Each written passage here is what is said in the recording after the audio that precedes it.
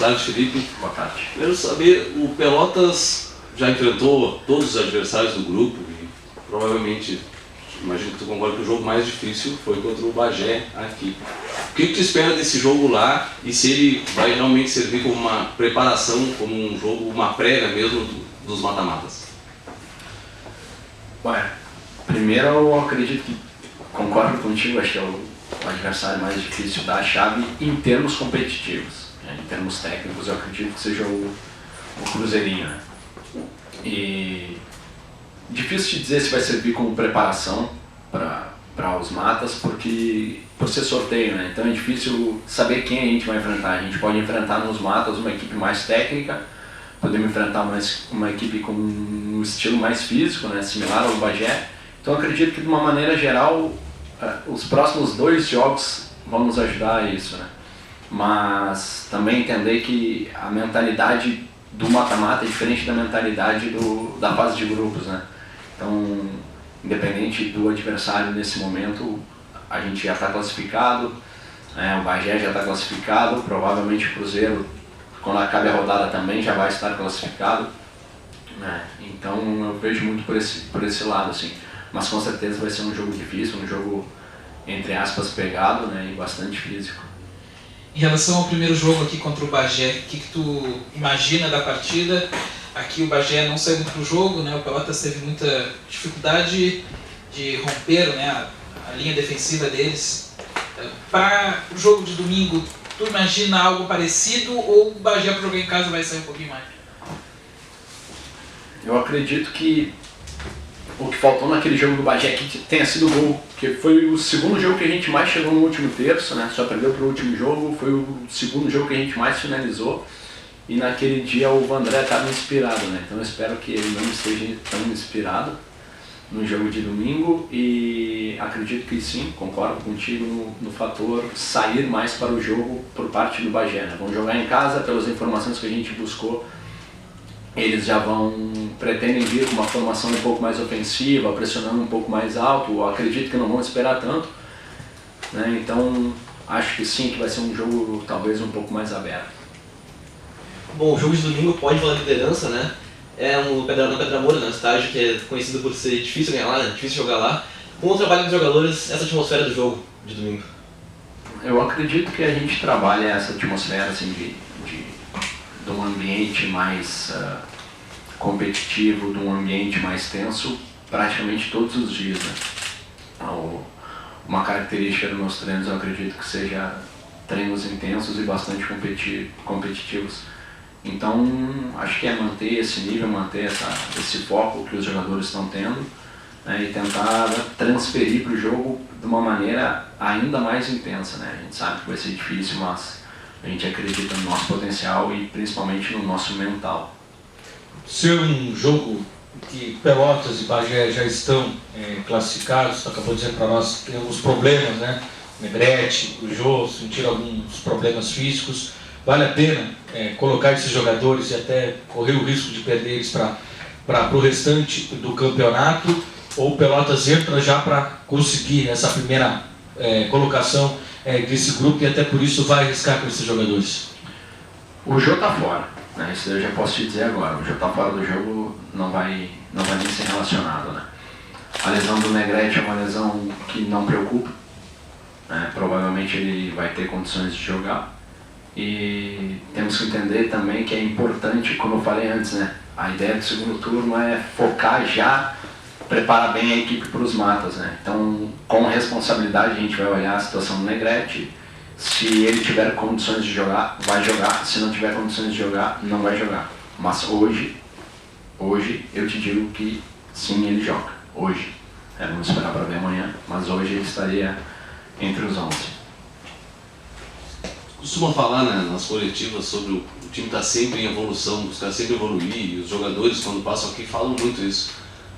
O quanto tu acha que o time ainda precisa evoluir? Não, óbvio, vai seguir evoluindo, mas qual é o principal aspecto que tu imagina que o time precise crescer? Talvez, é difícil analisar um ponto assim em específico e em separado, mas talvez eu te diria na circulação um pouco mais rápida. A Acho que por vezes a gente pode acelerar o jogo no sentido de utilizar menos toques para fazer uma determinada ação, né? Então acho que nesse aspecto, diminuir o número de toques para que a bola circule mais rápido e para que a gente consiga ter superioridade.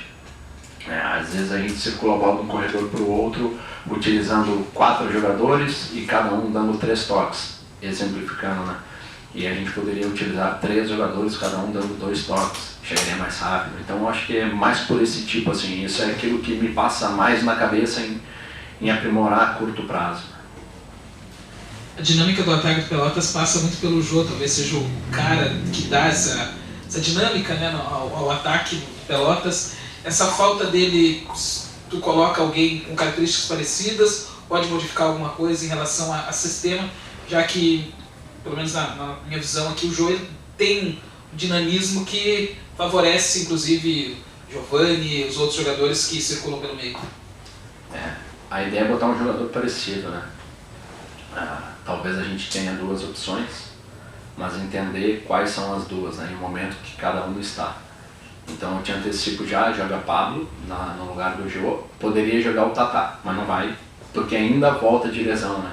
Voltou, jogou amistoso com o Grêmio, jogou uma parte do jogo do 12 horas, então a gente também tem que entender em que nível o Tatá tá, né, e utilizar ele da melhor maneira possível, né? Não arriscar com ele, daqui a pouco ele sair jogando e porventura se lesionar. É um jogador que o clube tem uma expectativa muito grande com ele, então a gente vai começar saindo o jogo com o Pablo, né?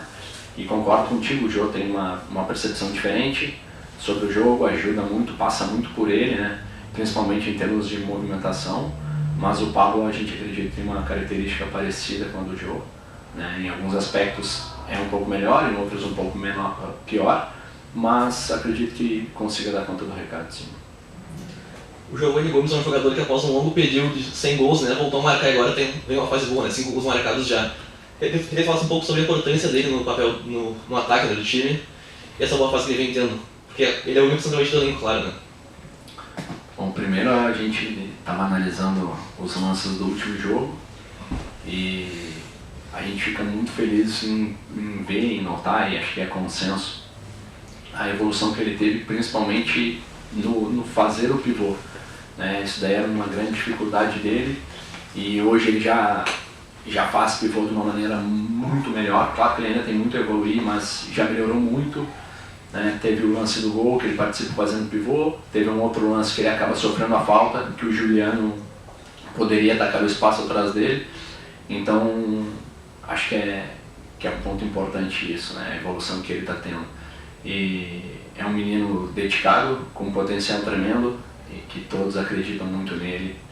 E enquanto comissão a gente confia muito nele e a gente confia que ele vai seguir nessa boa fase, né? Acho que a má fase durou aí um certo tempo e passou. Agora a gente espera que a boa fase seja mais duradoura e perdure aí por um bom período. No jogo da segunda-feira a gente viu o Pelotas conseguindo fazer circulação de bola, jogando pelo chão. Quando precisou levantar a bola para dentro da grande área, levantou.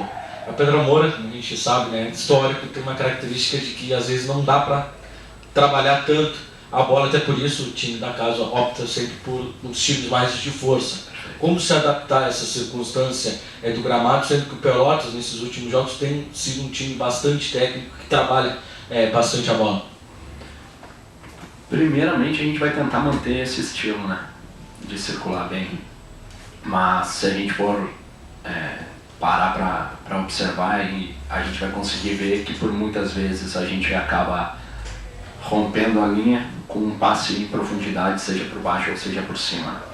Então acredito que caso o campo lá não esteja nas melhores condições, a gente vai sim usar uma outra estratégia, provavelmente tentar atrair o Bagé um pouco mais para fora da área e daqui a pouco acabar forçando um passe ou outro, né, de uma maneira mais longa. E acho que para forçar esse passe a gente precisa ter bastante movimentação dos atletas e isso eles têm feito, estão entendendo.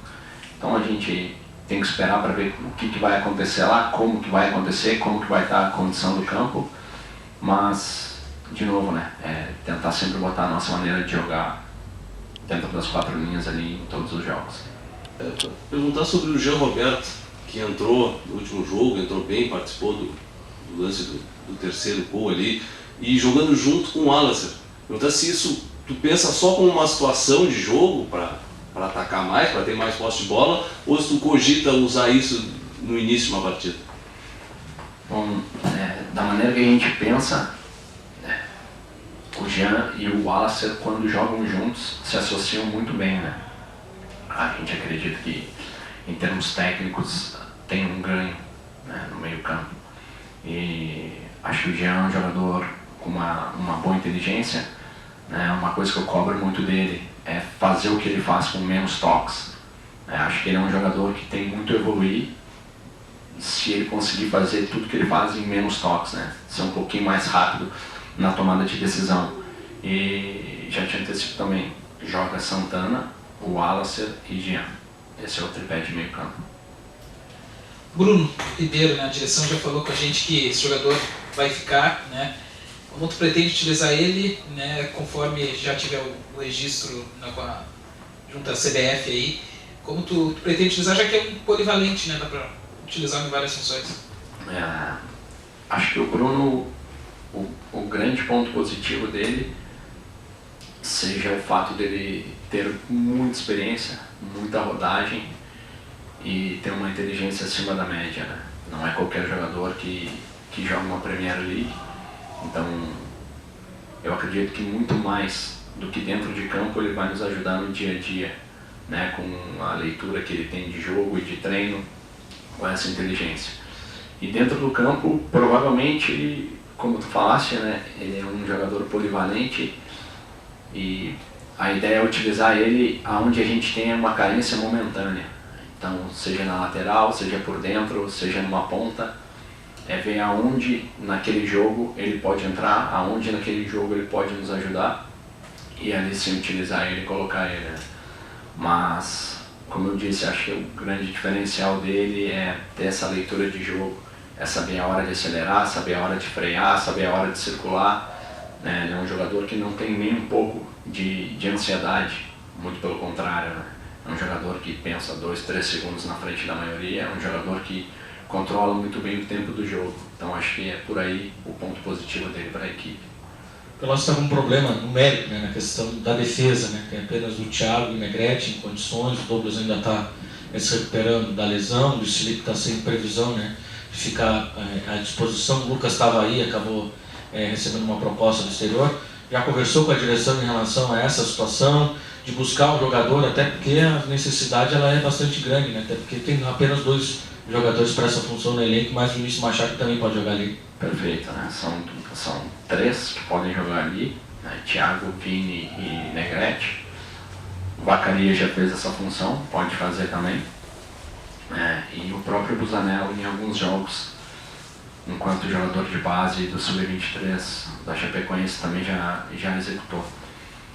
Mas com certeza a gente precisa de um jogador oriundo da posição, então a gente está com um olho aberto no mercado, né? Estamos estudando alguns nomes, mas tudo de uma maneira bem tranquila, né? A gente ainda tem 3 semanas, se eu não me engano são 3, quase 4 para inscrever, então não vamos sair desesperados à procura de alguém, contratar qualquer jogador, vamos pensar bem, procurar um jogador que nos ajude não só na copinha, mas também que possa vir e ficar para o gauchão.